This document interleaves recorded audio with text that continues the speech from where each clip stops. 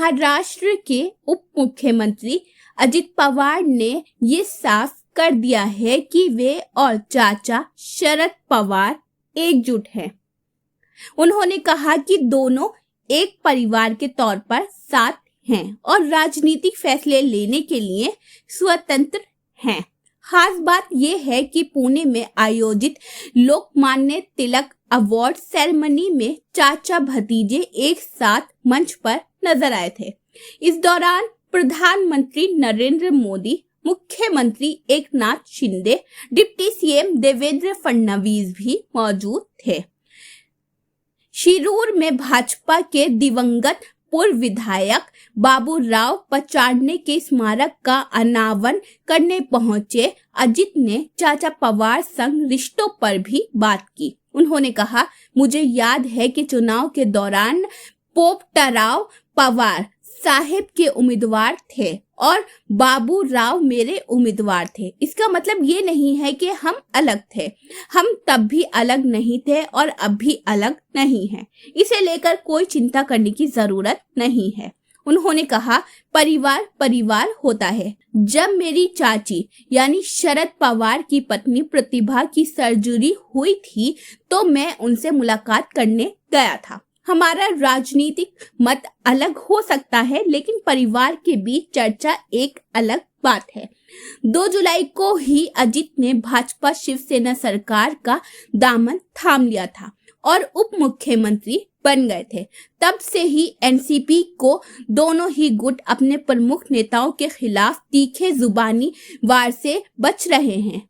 बीते दिनों अजित, प्रफुल्ल पटेल समेत कुछ नेता सीनियर पवार से मुलाकात करने भी करीब 3 बार पहुंचे थे। महाराष्ट्र विधानसभा में भी दोनों गुटों के नेताओं को आपस में बातचीत करते, गले मिलते देखा गया था। पीएम मोदी के साथ मंच साझा करने पर महाविकास आघाड़ी के दल यानी कांग्रेस और शिवसेना उद्धव बालासाहेब ठाकरे खफा नजर आ रहे हैं। एक और जहां उद्धव ठाकरे सेना ने पवार के कार्यक्रम में जाने पर आश्चर्य जता दिया था, वहीं पूर्व सीएम और कांग्रेस नेता अशोक चौहान ने कहा था, पहली बात तो गैर सरकारी संस्थान की तरफ से आयोजित कार्यक्रम में शामिल होना गलत नहीं है। उन्होंने कहा, हालांकि जब विपक्ष ने इंडिया गठबंधन तैयार किया है तो ऐसी बातें अटकलों को जन्म देती हैं। अच्छा होगा कि पवार साहब अपना मत सभी के सामने रखें।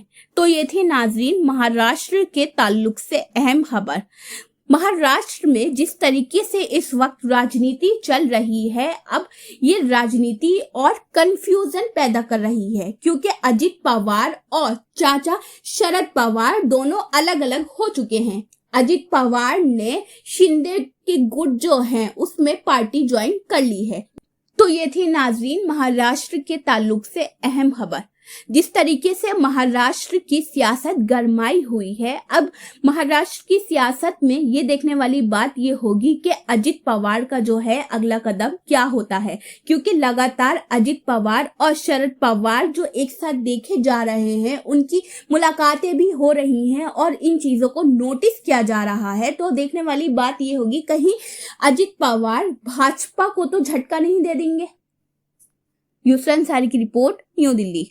अगर आपने अभी तक हमारे चैनल को सब्सक्राइब नहीं किया है तो आज ही हमारे चैनल को सब्सक्राइब कीजिए, ताकि आप देश और दुनिया से जुड़ी सभी खबरें देखते रहें। शुक्रिया।